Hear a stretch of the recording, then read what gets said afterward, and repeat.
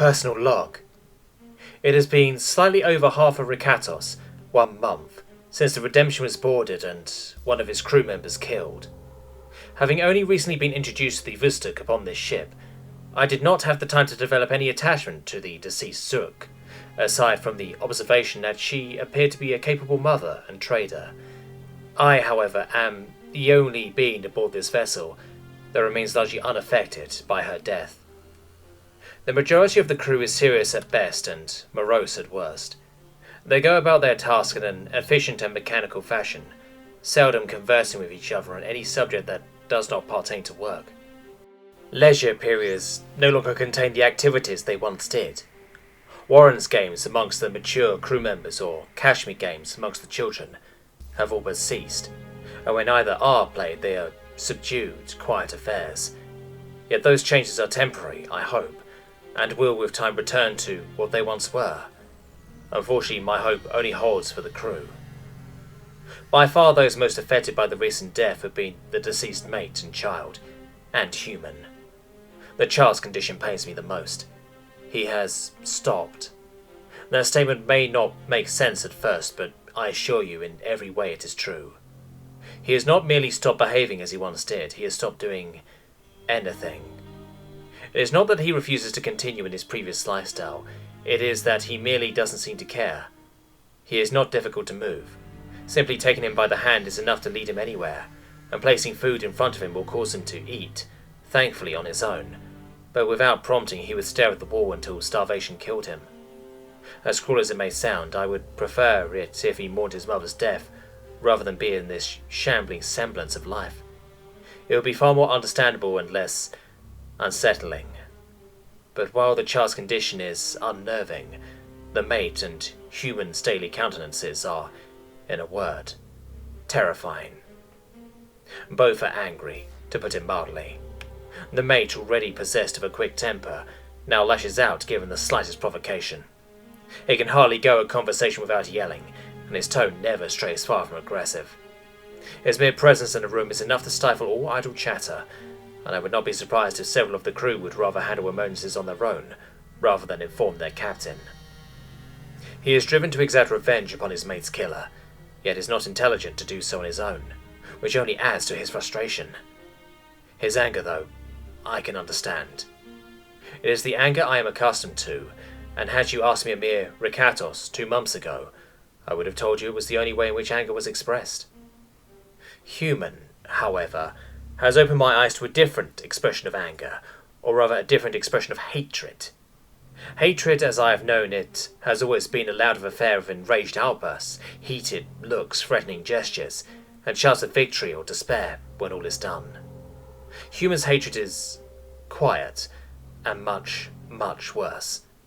Though silent, his predatory gaze burns with a fire I can almost feel when he looks at me. He makes no obvious shows of aggression, yet his very posture speaks of retribution. I suspect that when his vengeance is through, it too will be a quiet, terrible event. In one of my more courageous moments, I brought these observations to his attention. In response, he introduced me to another, new and horrendous word: loathing. I sometimes wish he did not have a translator. Another shocking change in human is his focus. I had dismissed him as a whimsical, though powerful being, easily distracted and easily diverted, incapable of long-term commitment. I was a fool. His every effort, and I have no doubt his every thought, is directed at the singular task of vengeance. Were there any other option, I'm sure he would have taken this ship from its Vista crew, cramming them into the Phantom and pursuing Zook's murder on his own. As it is, the Phantom was stolen by the other human, who blasted a hole in Cargo Bay 9 so as to escape. The fact that it had not been stolen, I believe human would take the cargo ship, is what worries me. Most frightening of all, however, is that I cannot pinpoint what about him has actually changed, so that he now feels so different to me. Perhaps a slightly lower dip of the head, or a slope of the shoulders. He rarely speaks, yet when he does, it is in a still, carrying murmur that sets my every instinct into a frenzy, screaming that I must run and hide. He no longer bares his teeth in the smile that so often graced his features, nor amidst that barking laugh, except in bitterness. Before, I would have given fervent thanks to such things to stop, as they put me on edge, but now I know that without these mannerisms, he is far more chilling. There are many things he no longer does, while he has taken up several new activities, which greatly worry me. As soon as he could move, he started fiddling with the ship's medical scanner. I cannot even begin to understand the reason, as the scanner could only show him that his leg is broken, not do anything about it, but he is quite persistent. What he hoped to be able to understand of the readout with a thorough medical background also leaves me without answers. His movements are hampered by his broken leg, but the medical gel holding the bone set allows him a limping mobility, if with some considerable pain, only somewhat dulled by the gel's anesthetic properties. Despite this, he has begun exercising by increasing the gravity in the cargo bay to that of his home worlds. Once again, his leg presents an obstacle, but he works around it as much as possible. Most recently, he has also taken to twirling a metal pipe in a continuous circuit, while holding it at different angles and heights. When asked, he said something about a twin blade and marching band. But I was so busy trying to ensure I would not be hit by one of the viciously twirling ends of the heavy pipe, that I failed to listen properly. Human is now, effectively, the captain of this ship. He rarely gives orders, although the few he does are followed as quickly, if not more so, than if Tunts are given them. But he is in the mind behind every command. Tunts no longer even pretends he is following a trade route. He seeks revenge, and sees human as his way of getting it, which is why we are currently on course to a Category 10 medical research station, for reasons yet undivulged. If there is someone their human wishes to make use of, I can only hope, for their sake, that they fully cooperate. Date point: 8th year, 11th month, 2nd week BV. Category 10 Medical Research Facility. Dr. Dick Triv was content. He wouldn't dare go so far as to say happy. He couldn't remember the last time that word had described his feelings, but he was most certainly content. This past cycle, and even a little bit beyond that, had been exhausting. First there had been the visited crew with the rebellion incident in the middle of it, and then his research had been interrupted again, so he could serve as an extremely overqualified translator of all things. That was behind him now, and the researchers under him were settling back into their routine. Perhaps the change of province had been good for them, a small break, as it were. Because of his contented state, he greeted Dr. with something approaching a cheerful salutation as he entered his spacious office. A ship just dropped out of FTL and is requesting permission to dock. It's the same ship that those visitors from a while back were using, and last I show the same ones we treated, the human and a Rubial. Even before he had finished speaking, Dr. Triv was on his feet shouting, "Deny them docking permission! Deny them!" Startled by his outburst, Dr. backed away from the shouting courtier. They also say they have wounded. Their message assured me that there was no pathological threats on board, and that they merely required medical assistance their ship is unequipped to handle. It wouldn't be much of a problem. Despite the assurances, Dr. Triv's blood was still boiling. He never wanted that human within a light year of him, let alone on his own station. "Not much of a problem," he shouted. "Not much of a problem? There's a human on board that ship. Humans always make things into much of a problem." "Don't be absurd. Last time that ship was here, they gave us valuable insight into a death roll species. I'm always excited to be able to have another look at the human, since he's no longer a walking biohazard. The only reason he tried to kill you before was because he didn't have a translator and thought you were going to stick him with a rock-gut syringe. That'll make anyone jumpy. His version of jumpy is just a little more extreme. You'll be fine. You can hide here in your office if you want. I already gave them permission anyway. I was just informing you." "You already gave them permission?" Triv spat. "I'm the lead researcher here. I give the orders." "Actually," countered in that madly calm voice used when explaining anything, "you're not in charge of operations. You delegated that position to me several cycles ago, saying it was too much of a bother being informed every time a conduit shorted or a microfracture was detected. By extension, that means I decide who can dock and who can't, and I decide that they have permission." Turning with a grace no one would expect a hexapedal being to possess, the left Dr. Triv to stand, quivering with fear and anger, in his office. What galled the courtier even more was that had given him a suggestion he fully intended to follow. He was going to stay right here in his office until that ship had been gone for more than a rick, 30 minutes. He and the human had last parted on less than amicable terms, so there was no reason for the brute to seek him out. Right. Several minutes after departure, a commotion drew Triv's attention from himself to outside his window. The station's central room was a wide open expanse with a high ceiling. The floor of the room held a large assortment of equipment and served as a general research area where anyone could use whatever piece of equipment necessary for their respective projects. All along the walls were labs dedicated to a specific field of research and housing more specialized instruments. The high ceiling allowed there to be several floors of war labs, access for a maglev system, and walkways ribbing the station interior. Triv's office was on the fourth and uppermost floor, which gave him the perfect vantage point to see the human push past a breathless and flustered walk quickly over to the maglift and started on his upward way with his eyes locked on the front door of the courtier's office. Triv knew he was dead. There was no question in his mind what the look in the human's eyes heralded, or the carnivorous stalk in the creature's steps. He entertained the thought of locking the door for a mere moment before the sheer absurdity of such a flimsy thing as his office door being able to hold back the human's rage occurred to him. Still, Triv did not want to die, but there was no way out of it. The fool had let it in, and it was here to do what it had set out to finish what it had started on the day they met. Despite his resignation, the courtier still cowered back in his chair when the human entered his office, death incarnate. Closing his eyes, Triv hoped that the monster's rage would make his end a quick one. He hated pain. Neither death nor pain came. Instead, the human spoke to him in a low growl that cut through his fear like a dagger, chilling him to the bone. I need you to replace my leg. The odd request and the lack of accompanying agony surprised the courtier so much that the human's words failed to make any sense. Wait, excuse me? He asked, not bothering to suppress the quiver in his voice. My leg, he repeated, loud and impatient. It's broken and I don't have the time to let it heal properly. You're going to amputate it and attach a prosthetic. I've seen what the best out there can do, so I'll know if you give me something less. Triv's mind sliced through the haze of red fear that had all but incapacitated it, and he noticed for the first time that the human's left leg was coated in a medical gel courtier scientists had developed nearly a century ago for use in the battlefields. Not only did it hold whatever it encased in the shape it had been before the gel had been applied, the gel also dulled any pain receptors it touched. Triv doubted the human would be able to walk had the gel not somewhat lessened the pain.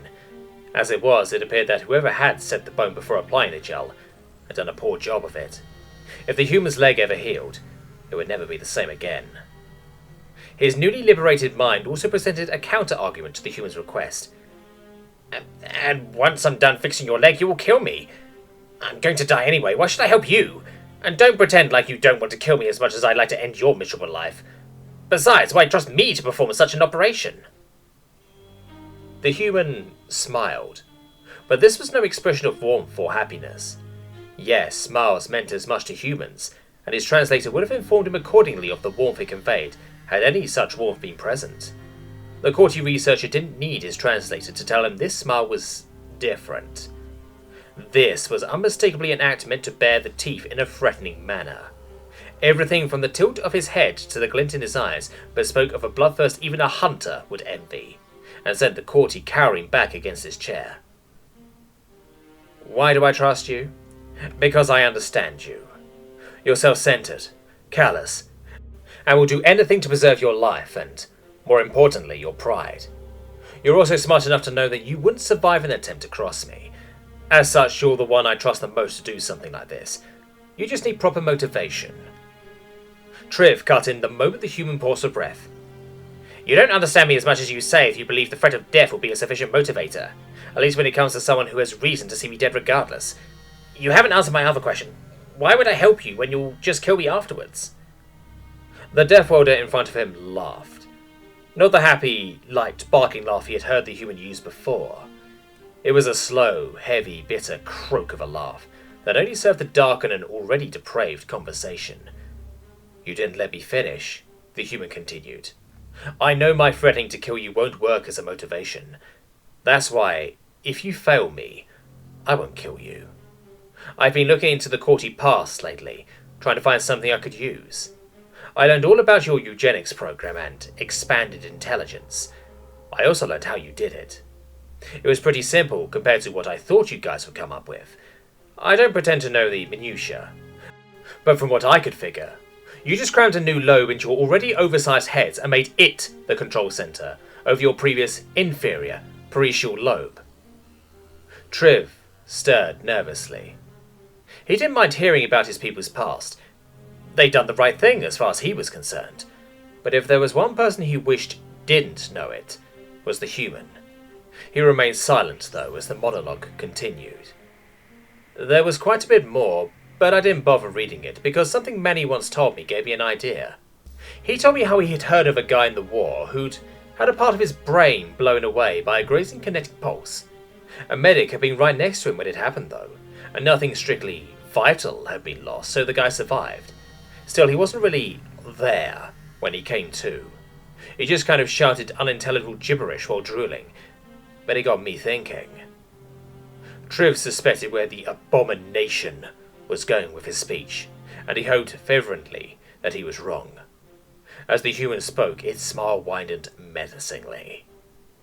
I looked up the basic cranial biology of a courtie. You wouldn't believe how hard a medical scanner is to figure out on your own, but from what I can tell, a well-placed cut from a fusion blade could all but remove that special added lobe. A quick cut, some of that miracle foam you guys use to instantly seal a wound, and there's a small chance you'll live. I'm no expert, so there's every chance you'll die, but take a moment to imagine what would happen if you didn't. You still have your old, inferior control center. The eugenicists saw no reason to remove it, but it's woefully inferior to what even the meanest courtie child has in the way of brain power. You wouldn't be dead. You wouldn't even be unaware. You'd live your full life as the freak courtie. Stunted, misshapen, dull. Your colleagues would laugh openly in your face, and you'd stand there struggling for a comeback, knowing there is none. The connections once made so easily, permanently beyond your grasp. Has your science advanced so far that you could fix something like that? Probably. Is there anyone in your life willing to go through the effort to fix you? Whenever I see courtie, there are usually 2 or 3 about. Not you, though. You're the only courtie on this base. Why is that? Why is that, Dick? Triv caught his reflection in the window to see his ghostly white twin stare back at him, mirroring the horror that contorted his face. The human was right. Most likely the shock alone from such a trauma would kill him, but there was a slight chance he would survive. He had stepped on more toes than had been strictly required in his ascension to the position he currently enjoyed. The human didn't have all of it, but he had the gist. While there were a few people Triv could have manipulated or bribed into fixing such a humiliating wound, there were significantly more who would go out of their way to make sure he never reached those precious few. So the choice became, was he willing to risk the slight chance he would survive? He knew the answer in a heartbeat. Keying the station's internal communications, he contacted Dr. Doctor, I need you to prepare main surgery. Also, use the data we have from the human's last visit and fabricate a prosthetic for his left ambulatory appendage. He stood, but the human began talking again. While you're at it, I need you to make something else for me. Your fabrication mill is able to make anything you tell it, right? It still spoke in that toneless, rumbling growl. Yes, so long as it has the necessary materials. This being a medical facility, we don't carry everything. The human has secured his loyalty, for a time, but that didn't mean Triv was going to pass up an opportunity to be rude to the being that had threatened him. Do you have the material that makes up the blade portion of a fusion sword? The medical-grade variation for certain cybernetic implants, yes. I need you to print out one of these, made entirely out of that material. Triv took the datapad that was handed to him, and his eyes bulged. You can't be serious, a twin blade? You want us to make a working fusion twin blade for you, with a medical-grade variation of this material? And not only the blades, but the shaft as well? McCourty was shouting, and quickly regretted it as the human's expression darkened perceptibly. Would that be a problem? He whispered. Triv wished he had yelled. The whisper reminded Triv of a being's final breath, and he physically shivered, as if cold. No, not at all. It's just that much raw material could have made several 100,000 cybernetic implants. The highly refined medical version of this material is extremely expensive and won't be replaced quickly. The cold fire in the human's eyes still raged. Will that affect the blade's performance? Came the deathly whisper. No! The courtier almost fell over himself to reassure his interrogator. Perhaps he should remain civil. Well, not in a bad way. It'll be able to sustain a significantly hotter plasma edge than a normal one, and the blade itself will be significantly lighter while being just as strong, but it's such a waste. The researcher looked once again into the human's eyes. But you don't care, do you? Correct. When will it be done? At least he had finally stopped speaking in that horrible undertone. It'll be finished before you are. Is there anything else before we go down to main surgery? Not that you need worry about. You guys are already fixing a ruined combat harness. Let's get this over with. That's all the courtier doctor wanted at the moment. Yes, let's. As they descended in the maglev together, Triv decided it was best to tell the human everything in advance, even something so trivial as what he had just considered. Not that it will affect anything, but the medical grade of this material is reflective black, and as such, so will this blade be. Does that matter? Triv could have sworn one side of the human's mouth twitched upwards. Not in the slightest. Dear Journal, 4 weeks, 2 days. The surgery was successful. In fact, everything went exactly to plan at the Category 10 medical facility, so I guess it wasn't a complete waste of time. Still, by the time I took the Redemption out of dock, I was more than anxious to get on with the manhunt. Unfortunately, finding the mutant without any clues as to where he had gone was far from simple, which was only compounded upon by the fact that I had to try to explain it to Severus. But how are we going to find him? He asked for the 10th time. With a growl, I gave up on trying to focus on the datapad in my hand. More so than he was stoic because I thought he needed an answer, I looked at him from my seat in the captain's chair. Through luck and a little thought, which is something you might want to try out one of these days, I snapped. I've been doing that a lot lately, though it wouldn't have been necessary if everyone hadn't been constantly getting in the way. Think.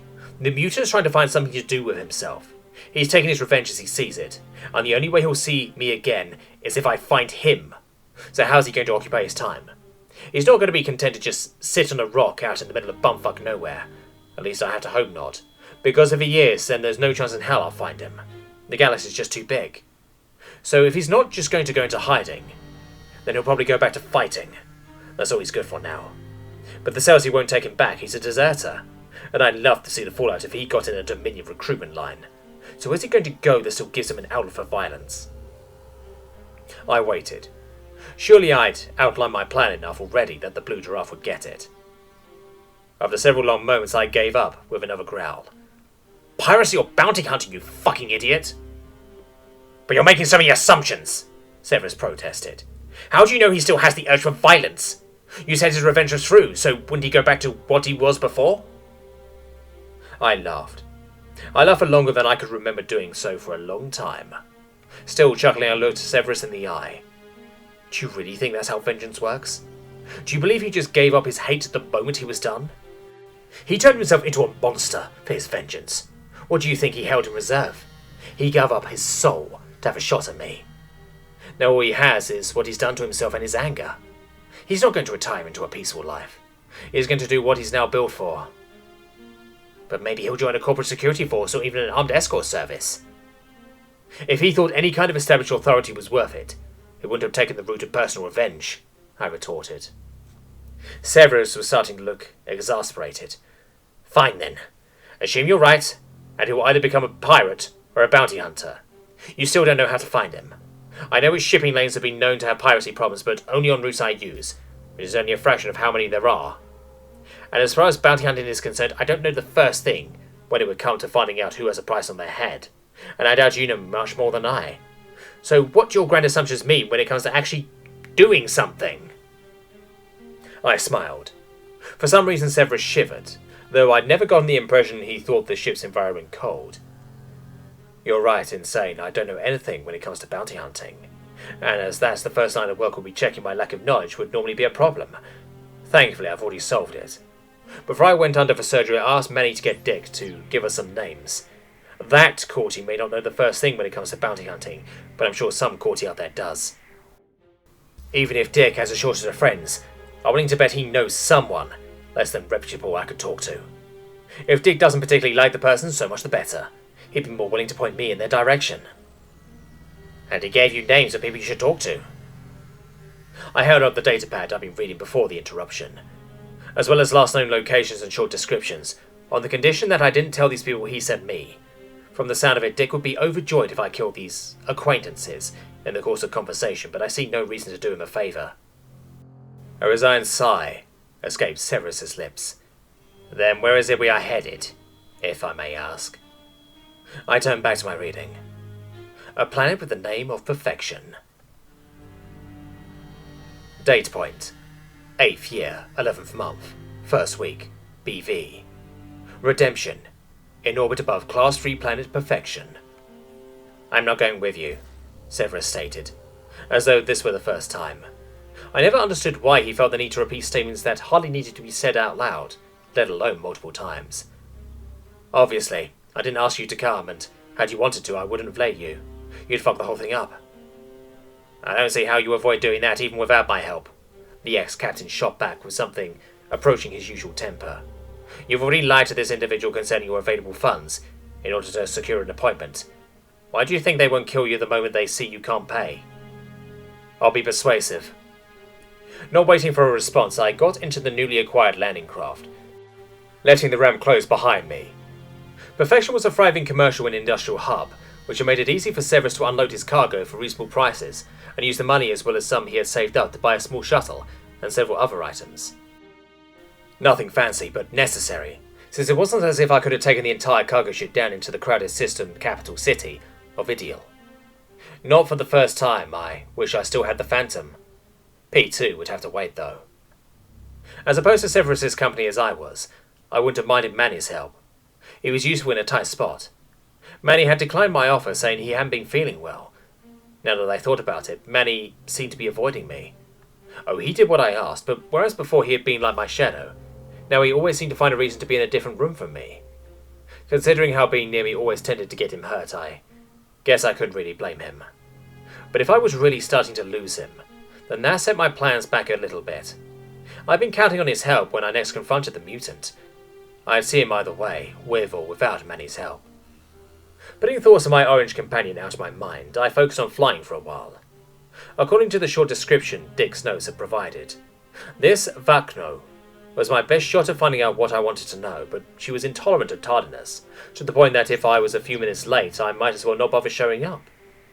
Considering my dishonesty concerning how much I could pay for information, I figured our meeting would become hostile at some point, so I saw no reason to antagonize my host any more than I was already planning to.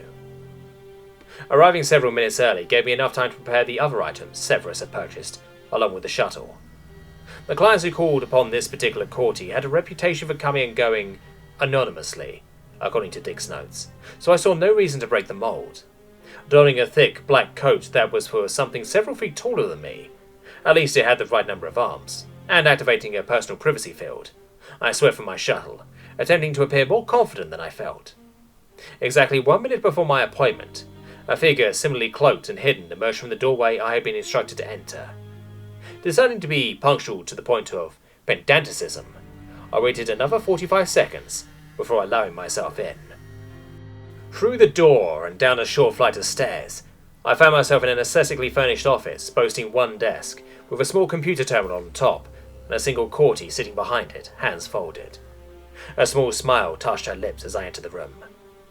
Punctuality is always a welcome trait in a new client. Not knowing what else to do, I sent the information from my translator implant to our computer. It had required a separate lesson from Manny to learn how to do that, and according to him, I would have needed a separate cybernetic piece for data transfer if my translator had been anything other than one of the courtie high-end models. I need the location of this being, I said, the moment she received the transfer of the mutant's picture, my tone level. Or failing that, a list of beings with a price on their head, and the reason it was put there. She leaned back into her chair, relaxed. Usually after I greet them, my clients, especially new ones, remove their privacy fields and exchange a perfunctory amount of small talk before launching into negotiations. Normally I'm understanding of those who wish to conduct their business and leave, but one formality I refuse to forego is knowing your identity. You know mine, so it is only fair that I know yours. I was planning on telling her, but by the same token I didn't see any reason revealing something until I saw fit, especially when I was counting on it to get me what I wanted. Since I was already lying about my funds, there was no harm in continuing. How much would make you forget about that unnecessary formality? Her response was instant. Unfortunately, it is not a question of amounts, but you bring up another interesting point, mainly the state of your accounts. My heart skipped a beat. Perhaps you could clarify several points of confusion. The account you claimed as your own, while sufficiently funded to warrant the investment of my time into your quandaries, belong to an affluent and political rubial family. What confuses me is why, with such wealth, you contacted me from a lowly visitor cargo ship.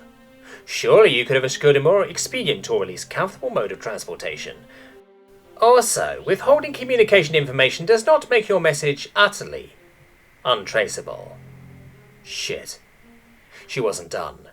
The same question could be asked of the shuttle in which you arrived, but I am more curious as to why an affluent rubial family that so recently and loudly advocated such a, if I may be so bold, xenophobic policy in their political circles would send an obvious non-rubial to speak to me, since they would know I would check their accounts and see to whom they belonged. Shit. Many had warned me that he didn't know what his family had been up to lately. I just hoped it wouldn't be a problem. Even more puzzling is why the representative of an affluent rubial family that has fallen upon such hard times because of the aforementioned policy accepted the price of this appointment without even a moment's hesitation, despite the fact that paying the entire sum would result in a nearly 50% decrease in their available funds. Shit. I have several more questions, but in the interest of brevity, I'll ask only two. Why, with such paltry attempts at deception, did you even bother lying? And the reason I even let you come into my office? Who gave you the number you used to contact me? A sound on the stairs behind me made me turn to see two Xenos of species I didn't know, both carrying heavy kinetic pulse weapons. The fact that they were carrying heavies and not anti-tanks was encouraging. It meant that I managed to keep one thing from Vagno. As it was, the rest of my plan was in shambles, so I decided to play my one and only card, and hope for the best. I turned back to the contact, ignoring the Xenos behind me. I just needed an appointment. I knew you'd find out eventually, although I hadn't counted on how soon it eventually turned out to be. But I still want that information. I just don't have any money to offer you. Obviously. Pray tell, what do you have to offer that could possibly be of the same value as the price of this appointment, the identity of who gave you my contact information, and payback for your insult? Insult? The fact that you thought your lie would hold for even a moment is an insult to my intelligence that I would very much enjoy taking it out on your broken carcass, she spat, suddenly shaken with anger. So, tell me what your offer is before I decided nothing is of equal value. Lowering my hood and shutting off the privacy field, I leaned closer so as to make sure she would see my face. How about a favour from a human? The contact sat silent for almost a minute, then dismissed the goons behind me with a slight gesture. Wouldn't have done any good anyways, she muttered. Sliding from her seat, she walked through a door that mere moments before I had thought to be a blank stretch of wall. Through the hidden door was a room furnished far more comfortably than the study I had just left. Sitting, she gestured for me to take a seat opposite her. She peered at me from across the room for several more minutes. I had nothing else to do but wait. Another minute passed before she spoke. I accept, though one favour is only enough to replace the money you owe. For only one favour, I will still need the name of who gave you my contact information as well as personal recompense for your insult. I shook my head. Unacceptable, both the name and my health. Then, as I believe favours are all you have to offer, I am willing to forget both the matter of the name and your insult, in exchange for an additional favour each, she smiled. So that we are clear, when I say favour, I mean a task I can give you at any time, and you will drop whatever else you are doing to focus completely upon that task. There are no limitations or restrictions upon what tasks may or may not be assigned, and any deviation from my express orders during any task will result in my personal ire, something that to date no being has survived. I grimaced. I'll accept your bargain for 2 more favours for a total of 3, but you get them only after I finish my current task. Leaning forward, she gave me a piercing look. And that task is? Killing the being I asked you to find. Now it was her turn to shake her head. I require one task fulfilled before you continue your manhunt. Then I shall give you your information. You may continue your manhunt for as long as it takes me to find another task, which could be many cycles after you've completed the first. Or immediately after it, I muttered. Grinning, she remained silent. I needed the information, and had assumed I wouldn't be able to get away with only one favour offered. As much as I despised the waste of time, this was still the fastest way of learning what I wanted. The other names Dick had given me, judging by their descriptions, would be long shots anyway, and nearly as expensive. The contact was the only name Dick had said was both reliable and good. In the long run, this would probably be the fastest way of getting what I wanted. Scowling, I nodded. Fine. Give me your damn task so I can get it over with. Her smile was starting to grate on my nerves. I need you to bring me a hunter. Was that it? From what I'd heard about them, they weren't that much tougher than your average Xeno when compared to a human. This wouldn't be harder. Alive. Shit.